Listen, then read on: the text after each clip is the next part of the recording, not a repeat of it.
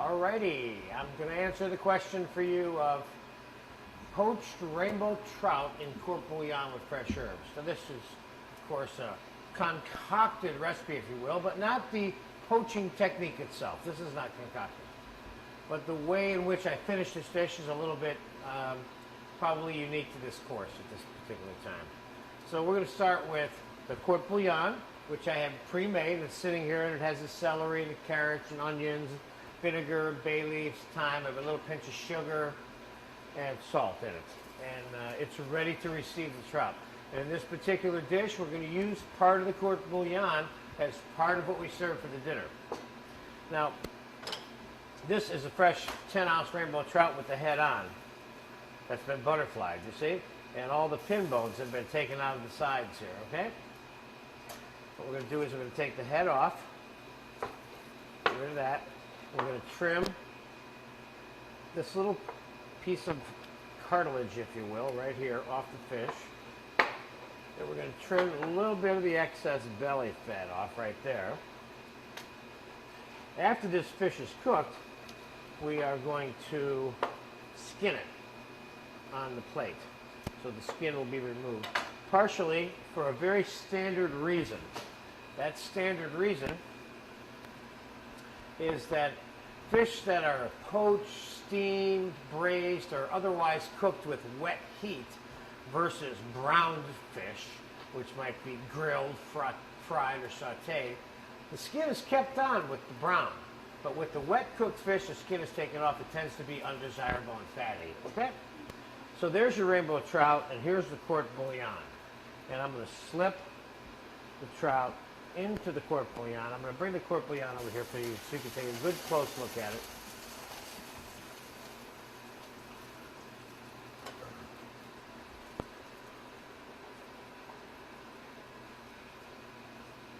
You see what I've got now? I've got the trout completely submerged in the bouillon here, see? This is not a pan that I can tilt up for you to look into, or otherwise I'll spill the bouillon all over the table. All right, so we're going to set this back in. It's not going to take long for this trout to cook now. In the meantime, we're going to get a couple of things ready that we're going to serve with it. One of them is some boiled potatoes, which I have right here, which are not quite done yet. And I have some blanched broccoli that I blanched in scalding water and then shocked in some ice water here. We're going to serve some of that with it. And we're going to serve some of these fresh herbs with it, and a couple of tomato wedges. Let's go with, say, 3 tomato wedges.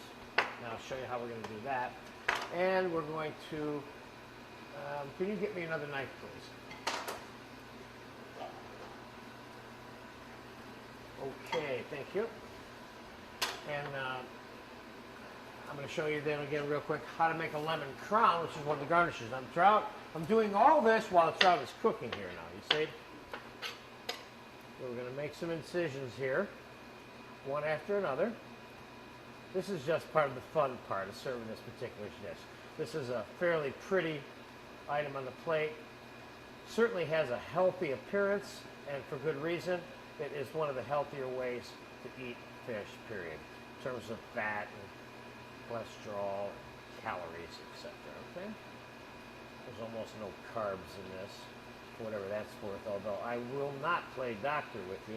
However, I do understand that it's important. I am someone who's been on multiple diets myself, so I do understand the need to eat more carefully. Now, see those little lemon crowns? Aren't they cute? Okay.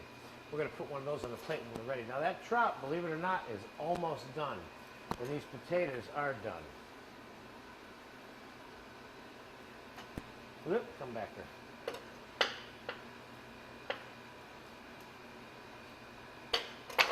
One more minute. Now I have this to remove the trout from the water, just because it's the right tool for that. And I got some fresh tarragon and basil leaves that I picked here, and we're going to chop some of that.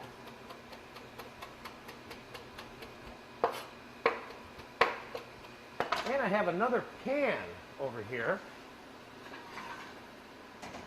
that I am going to use to do a little finishing process with some of this court bouillon. Let me have a ladle, Louis. What I'm going to do is I'm going to take a little bit of the court bouillon while the fish is still in there cooking with some of the vegetables, thank you. And this is what we're going to serve the trout with in terms of the, we'll just get a little bit of really paper thin celery in there. It's just cooked. The rest of that celery settled to the bottom. And this is nice and green now. Put some celery. We got some of the veg and a little bit of the onion and none of the bay leaves. Okay? Just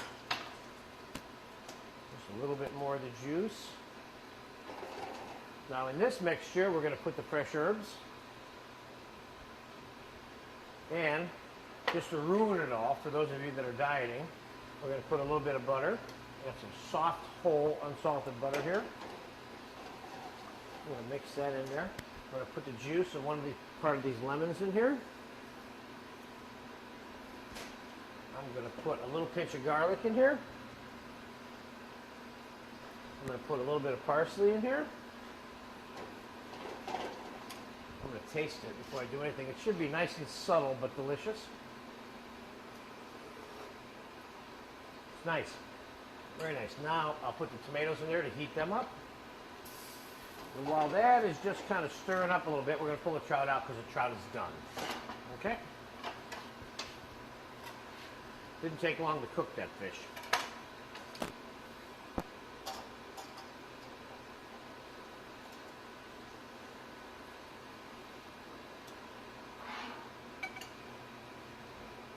We're going to leave these bouillon veg behind because we already have ours selected in the little pan next to us, you see? Get rid of those bay leaves. Now, to take the skin off the trout, and you simply peel it off. Comes right off. And I'm going to do that on both sides. That's it.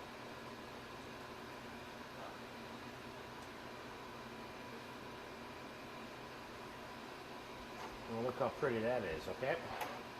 Now,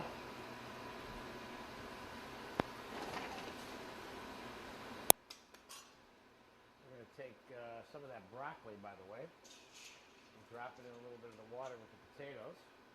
Heat that up.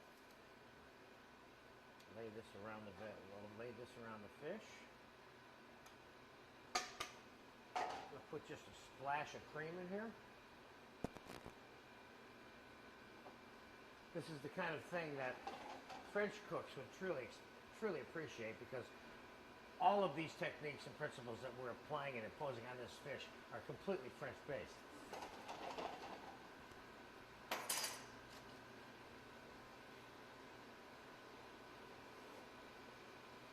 The fish is going to put a pinch of sugar in there because the vinegar water from the court bouillon.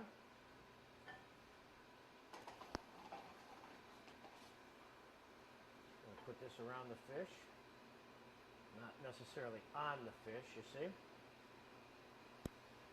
And we're going to take some of the potatoes.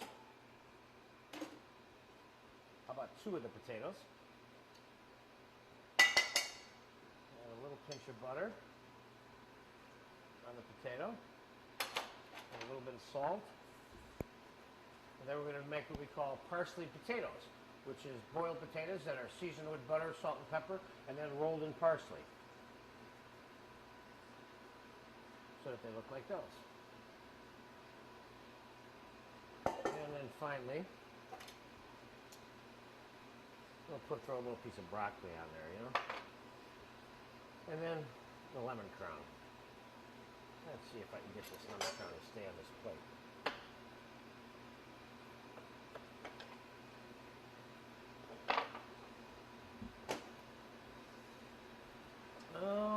See now, what more thing can you add to this? I would say a little sprig of this fresh tarragon wouldn't hurt. We have tarragon as part of the herbs that are inside of it.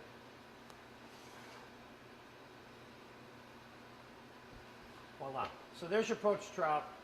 This technique of poaching the fish in the bouillon, you would apply it to anything that you wanted to poach. You could put a fillet of salmon in there, piece of grouper, mahi-mahi. Of course, the fishes that are most conducive to being poached would be the only ones that you'd want to put in there. You know, fatty fishes like salmon, mackerel, smelt, snook are more conducive to the fried brown effect that we talked about earlier. And those would be the ones that you might leave the skin on if you'd like to. So enjoy that fish, and I will for sure. As soon as we get done with this tape, we're going to eat this thing.